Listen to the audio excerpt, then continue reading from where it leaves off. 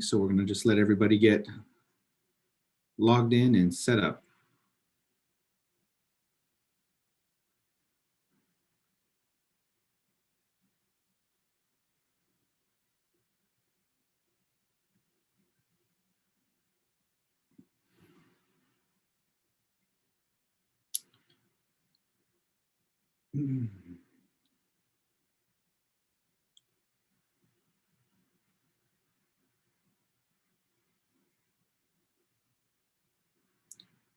All right, so I think it's been about a minute or so. It looks like we're getting just about everybody here. We might have some more join us and we'll make sure to get them in.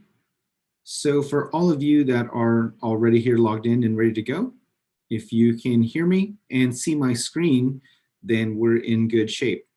So good afternoon again. My name is Michael Benavides. I'm one of our district instructional technology specialists, and our job and our purpose is to help our teachers and students with their engagement and with their learning opportunities here in Northeast. And part of that is navigating all different types of technology, that's handheld technology or online technology. So today we're going to talk a little bit about YouTube. And of course, YouTube is not single to education. This is a worldwide platform that's used for watching video or audio content or all different kinds of things on there. One of the things that I like to show any attendees, whether it's students, teachers, parents, community members, is some fun facts about YouTube, just so we understand what we're looking at.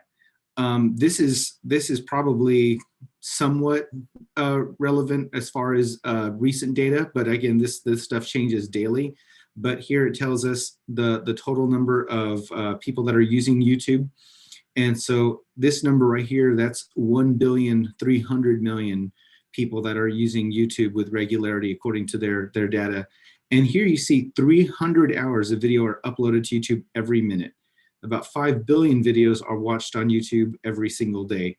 So that is staggering when you think about, video. And if you're anything like me, and I've got tons of videos of family and of events and things like that, and 99% of it lives on my phone and never goes anywhere. And I honestly am always blown away at how much time users dedicate to uploading video or creating content. Now, for us here in Northeast as specialists, our job is to create focused content for our teachers, for our students, or even for you as our parent community members. So it's a lot of fun for us to put those together, but it's very time consuming and in a good way. So the people that are uploading these hours of footage, it is unreal how much stuff is getting out there. And so this is important to us as parents because there is so much content out there that is wonderful, it's useful, it's educational in nature, or even entertaining. And that's really what YouTube is all about. You're going on YouTube as a user, student, parent, teacher, otherwise, to either be informed or to be entertained. You're really looking for one of those two things. If you're just putting on a music playlist, that's entertainment. If you're watching video clips on funny things that make you laugh, that's entertainment. Or if you're looking at tutorials on how to do something, that's information. I can't tell you how many times I've used YouTube to do things I never thought I would be able to learn how to do, simple plumbing stuff at my house. Now I've been able to follow these videos and I've learned a lot. It's incredible. There is so much great content out there, but unfortunately, there is a number of content, a large percentage of content that is not appropriate and not something that we would ideally want our students to be exposed to. So we're going to just kind of, dispel anything as far as the myth of controlling and being able to completely restrict what our students can see on YouTube. Just so you know, it's not physically possible to lock down and limit YouTube in a way that is 100% perfect for our students. There is a huge component as parents that we have to be involved with when our students are navigating on the computer and when they're navigating on a smartphone using YouTube. So that's the first thing we have to all talk about is we as parents are the first line of that defense. There are some safeguards we're going to talk about and look at doing, but there's a huge component that involves us. So I'm going to show you some things to let you know how we're doing things here in Northeast so that you can feel pretty good about the safeguards we have in place here, and then some things you can try at home just to sort of help with those things as far as what your children are navigating, what they're seeing. But understand that if the children are just left completely unchecked, no safeguard is going to prevent them from getting into YouTube and seeing content that you may not want them to see. So the first thing I want to show you here is this is a YouTube screen here, and I'm signed in. And when you sign into YouTube, that's an option that you have. YouTube is a product of Google. Google owns YouTube. And so whenever you're using Google to do a basic search, you don't have to sign in to use Google, and you don't have to sign in to use YouTube. But here in Northeast, during the day, while we're on a campus, our teachers and our students do have to sign in to basically see any of the content that they want to see. And so one of the things that they have to do here is click on the little bubble here in the upper right where it says sign in and enter their information. So our information here in Northeast is going to be our email address at neisd.net, and your children is going to have their user ID at stu.neisd.net. That's the first thing that our students have to do whenever they sign in. If they're using a Chromebook, then they're already signed in because they had to use that credential to get in. But that's one of the first things that I wanted you to see here, because here I'm going to bring up, here's a YouTube window where it says sign in. And when I opened up youtube.com, and these are random videos. I have no idea where they came from. I didn't search for them. They're not, anything that I look for. It's just the first, 2, 4, 6, the first 8 videos YouTube pushed out for me to potentially click on. And as I go in here and just start searching for something, if I want to see, cars racing, and I type that in, I'm going to just start getting whatever the first things that are coming up here on YouTube. And that's going to be, the initial search results. And then I can go down here. Now, one thing you should know, even if we didn't have a network filter, which we do, but even if we didn't, YouTube in itself does self-regulate on really, really profane, extreme, or obscene content. There are certain things that violate YouTube's rules right up from the get-go. And when users do try to upload a lot of those things, they do have their own safeguards in place. And the YouTube community of users, which you saw is 1,300,000,000 people, can also self-regulate and flag videos as inappropriate. You yourselves can go on there, and if you see a video that you just think should not be on there, and is obviously completely, profane, you can flag that video, and the YouTube, company, the entity themselves, can review those and look at removing some of those content. They remove plenty of content that is not appropriate, and so things that are obviously violating their terms of use, they're pretty good about getting rid of it, whether on their own or when it's reported. But that being said, there's a lot of things that toe the line, and then we as parents have a lot of things we'd rather our children not be seen out there. So what we'd like to do is typically teach our students, to sign in. If you're going to be using YouTube, I want you to sign in. Now, as parents, you can have them use YouTube at home and say, make sure you're using your school account, or you can also say, use your school account at school, and at home, this is the account I would like you to use. It's this name with a dot, last name at gmail.com, or whatever naming convention you decide, and then you can have them sign into that. Now, the reason I'm saying you would be the one to create that, or let them have some say in it, is that then you would be able to know what the password of that account is as well. And, if they went in there and changed it, then you have, parent conversations about, hey, I noticed that the password to your account's not working. We'll have an honest conversation. Child of mine, you are only 11 years old right now. You're not going to have your own account that I don't know anything about. We're going to let you use this as a privilege at home, but we're going to know what the account information and password is. Sorry, those are the rules. And so that gives you the benefit of being signed in here.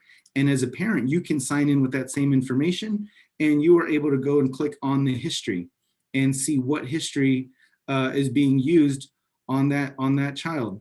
And so as there's all kinds of things in there, you can see, what videos are being watched. Now let's talk about the caveats to that. Clear all watch history. Well, if they clear the history, there's another parent conversation. Why is your history not in there? What are you hiding? We're going to have more conversations. So you see, the navigation of YouTube, it can either be a free-for-all and you just trust your child and say, good luck, I hope I've instilled good values and I hope you're going to do the right thing, or you're going to have to keep having ongoing conversations about this. We're giving you this privilege, I'm giving you this privilege, but I want to make sure that you are doing the right thing for your own protection. There are things you should not be seeing. It's not that we don't trust you or that we don't love you, et cetera, et cetera. And those are just, you know, ongoing conversations. And you guys as parents know how to have those conversations with your children. Different age levels, different development milestones, where they're at is going to change the tone of those conversations. But navigating this stuff in YouTube is really important for you to know how to do. For yourself too, on your own accounts. If you've got a Gmail and you're using YouTube, things like that, you know, you've got your videos where you yourself are uploading things. And so if your children are moving into that next step where they're uploading content, then that's also really important, because you have to be able to talk about how are you uploading content.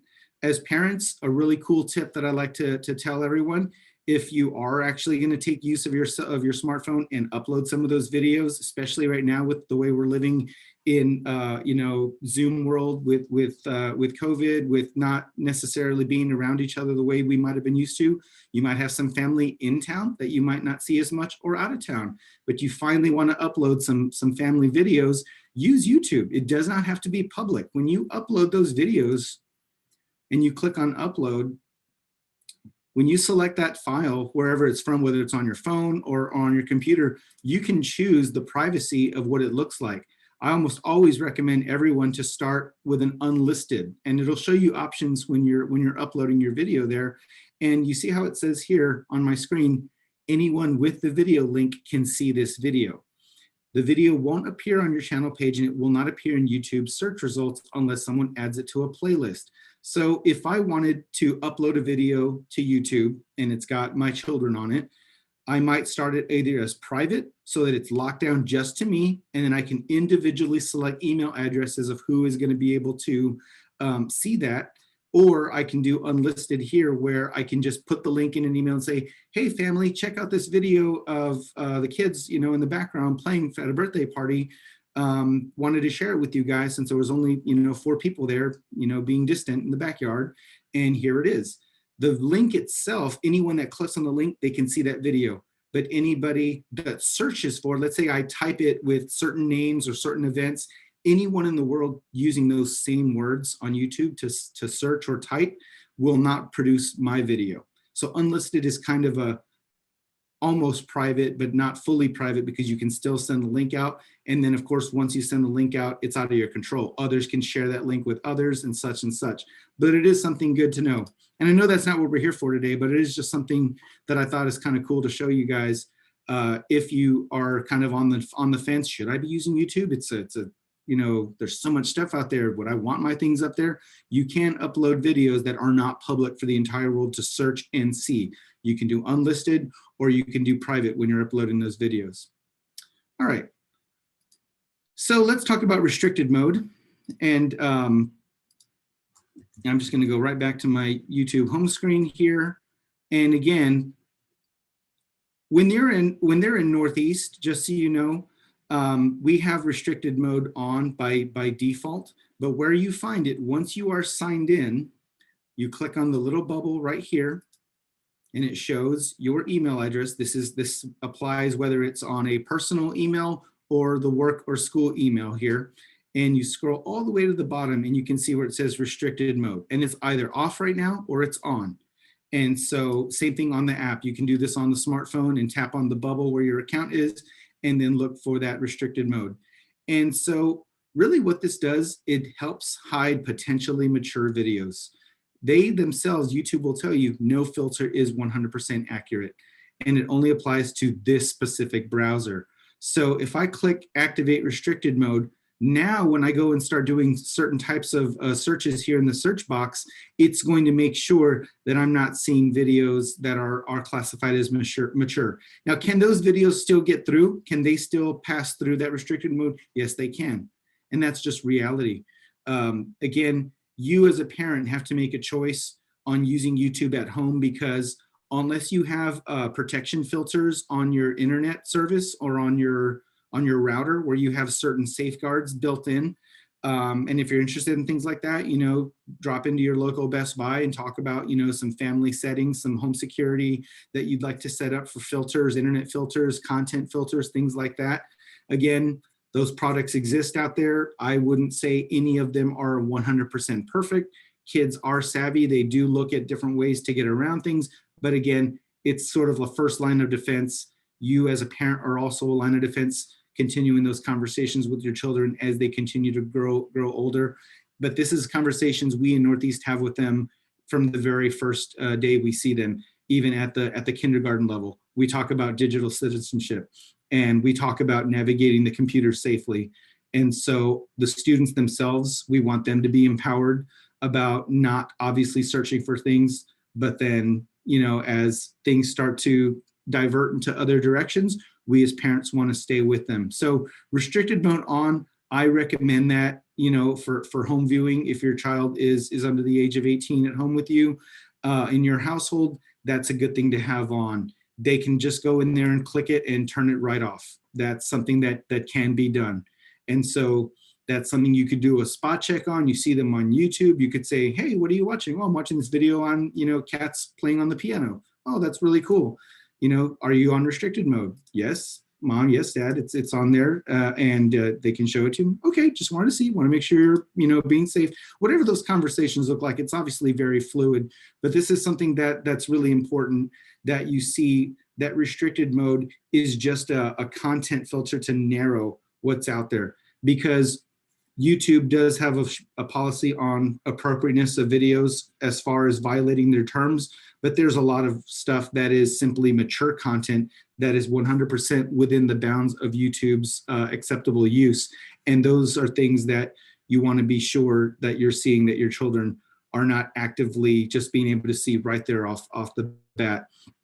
Here in Northeast, we have a internet filter that the teachers themselves, before they post a video onto their Google Classroom or other like Seesaw, places like that they're using, the teacher themselves has to watch the video from start to finish, and then they can click approve or not approve on the video before putting the link into those platforms for the students to see it here during the day. So during the day, they're very well protected from inappropriate content on our Northeast devices. Now, students that have cell phones or smartphones in their own hands and they're not using the Northeast Wi-Fi, they're just using the cell service that is presumably being paid for by your household, they have the ability to do, whatever they see fit that's allowed on that phone. So that again is something that if I was in a situation like that where my child's a little bit older and has a smartphone, depending on what age they are, I would tell them, I'm going to let you use this particular app called YouTube, but I want you using, this is your account and I'm not going to be messing with it, but it is important that I have the login info and the password for it just for protection, just so that you're safe, we're safe. If, there's anything, unknown that happens, we need to know, as parents that information is only between us. I'm not trying to police you and again, that's the nice guy version of that speech. I might, depending on my child, I might have to be a much more stronger conversation. So it just depends. But having that information there, clicking on the little bubble to have restricted mode on, and then being able to check on the history, and then making sure that, what's on there is things that's appropriate.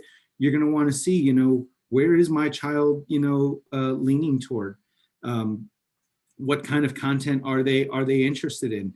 And that's something that, we want to do the best job we can. Nothing is perfect when it comes to navigating the internet and YouTube especially, but this just gives you guys as parents a little bit more information about what's out there as far as navigating it, as far as using it.